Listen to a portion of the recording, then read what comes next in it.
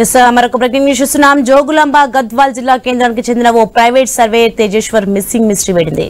ఆంధ్రప్రదేశ్లోని పాణ్యం శివార్లో తేజేశ్వర్ మృతదేహాన్ని పోలీసులు గుర్తించారు. గత 5 రోజుల క్రితం సొంత పనుల నిమిత్తం ఇంటి నుంచి వెళ్లిన తేజేశ్వర్ ఇంటికి తిరిగి రాకపోవడంతో కుటుంబ సభ్యులు పోలీసులకు ఫిర్యాదు చేశారు.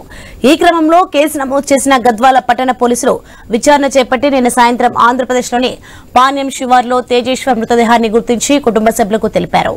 నెల క్రితం తేజేశ్వర్ కర్నూలుకు చెందిన ఓ యువతిని వివాహం చేసుకున్నాడని, ఈ నెల జూన్ 17న మధ్యాహ్నం నుంచి తేజేశ్వర్ కనపడకుండా పోయి నేడు హత్యకు గురయ్యాడని తెలిసి తల్లిదండ్రులు కన్నీరు మున్నీరు పర్యంతమయ్యారు.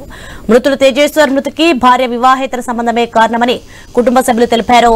ఇక ప్రస్తుతం భార్య పోలీసుల అదుపులో ఉన్నట్లు తెలుస్తోంది.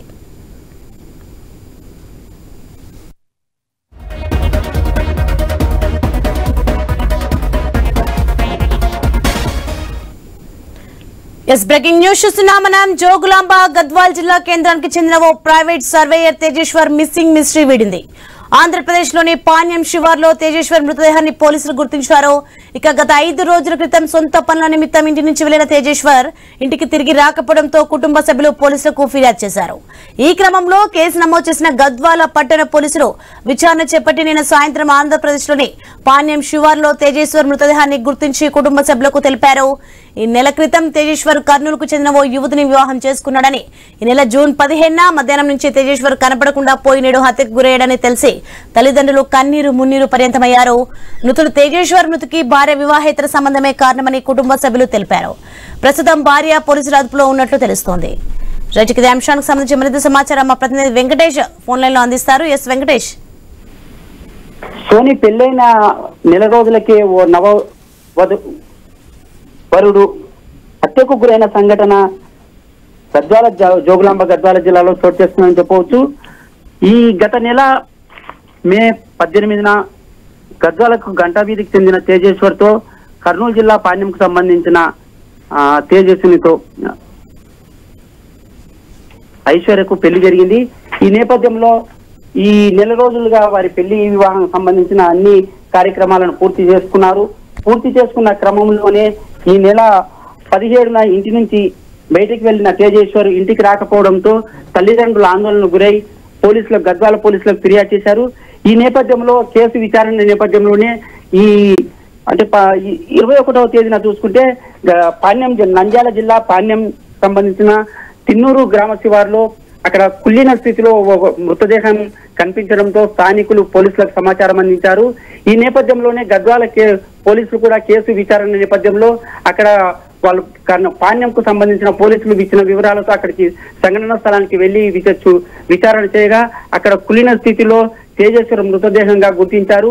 ఈ మృతదేహం గుర్తించిన వాళ్ళు దానికి పోస్ట్ మార్టం నిమిత్తం కర్నూలు ఆసుపత్రికి తరలించారు. ఈ కేసును మొత్తం చూసుకుంటే ఐశ్వర్యకు సంబంధించి ఐశ్వర్యకు గతంలో కూడా ఒక బ్యాంకు ఉద్యోగికి అక్రమ సంబంధం ఉంది, అవివాహేతర సంబంధం ఉంది.